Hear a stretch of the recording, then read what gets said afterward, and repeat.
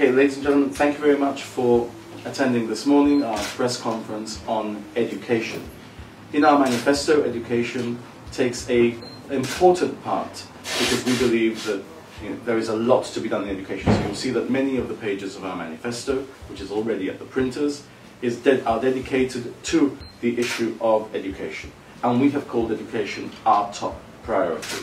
So what I want to do is to give Gilbert Liguli an opportunity to take you through the things that we're highlighting in our manifesto.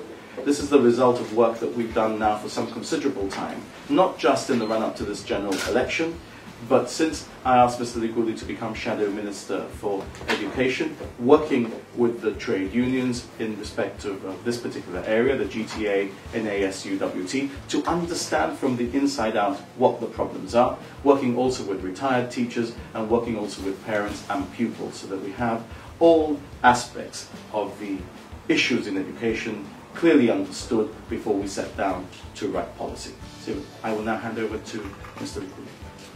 Thank you, Fabian. As Fabian has indicated, education policy has been developed through a series of, through a process of consultation with teachers' representatives, including the GTA. We have had meetings with teachers, parents, including teachers on the supply list. We also established, as I believe is already well known, an education committee consisting of existing and retired teachers. And we wish to thank all of those who have contributed to this process and have helped us put together our policies. What we will set out today are some of the policies that we have on education, and the full programme, as Fabian has indicated, will be set out in our manifesto, which we expect will be released shortly. And as you can see from the screen behind us, education is a top priority for us, quite simply because our children are the future of Gibraltar. There are a number of policy objectives that we wish to achieve on education. There is also a need to do away with the practices that's built up over the years of permanent supply, whereby some teachers have completed 3 or 4 years on supply work, full 3 or 4 years on supply teachers. And those teachers have been engaged as casual workers and find difficulties, for example, in obtaining mortgages because they have no fixed employment. We believe it is unconscionable to keep someone on supply work for 3 or 4 years continuously without being offered a permanent and pensionable employment. Currently, this year, there are 82 professionally qualified teachers on the supply list.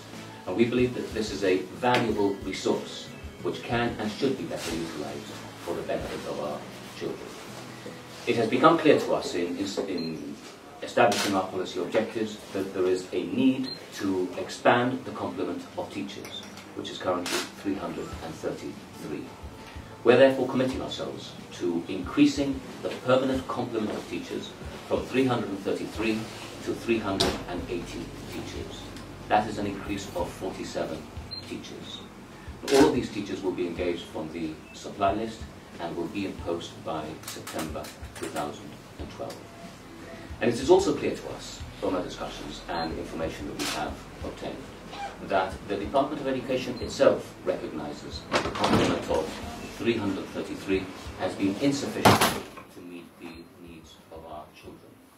Last year, for example, there were 34 supply teachers engaged for the whole of the academic year. Of those, 20 were covering maternity leave, but the other 14 teachers were described as subject-linked. In other words, these were additional teachers who were considered necessary to teach the range of subjects being offered in all the schools. Under a GSLP Liberal administration, the practice of engaging these supply teachers on permanent supply will be eradicated. These positions will become permanent and pensionable and will be filled from the 47 additional teachers who will be employed. Another important policy which we will introduce and which will be assisted by the engagement of these additional 47 teachers will be a commitment to reduce class sizes. We feel that in some areas class sizes are getting too big. There are instances of over 30 pupils in a class, and we do not believe that that is conducive to good and effective education. We will set the optimum maximum number of pupils per class across the whole range of the education system, from primary schools to middle schools to secondary schools.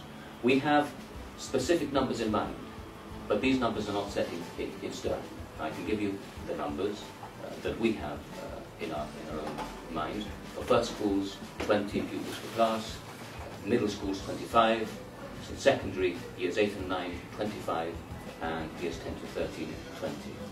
Now, as I've said, these numbers are not set in stone, because the exact number of the maximum pupils per class will be set after consultation with head teachers in the different schools and the professionals in the Department of Education.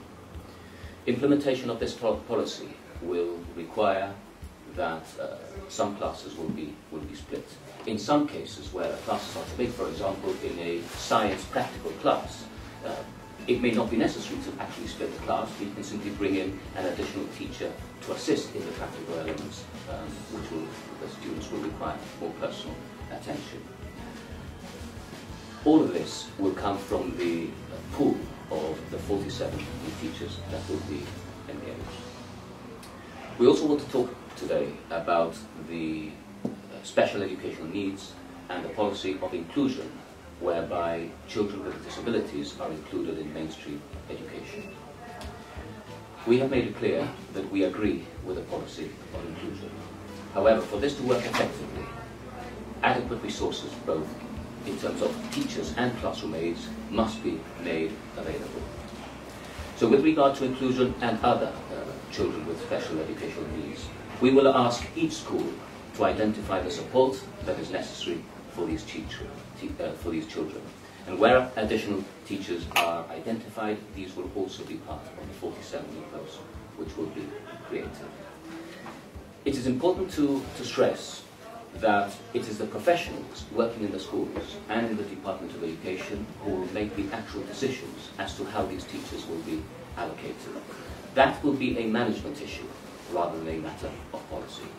We, as a matter of policy, will provide the tools and the resources, and they, the professionals, will decide how best to utilize those resources. But it is not all about employing more teachers. There are other things that need to be done to our education system.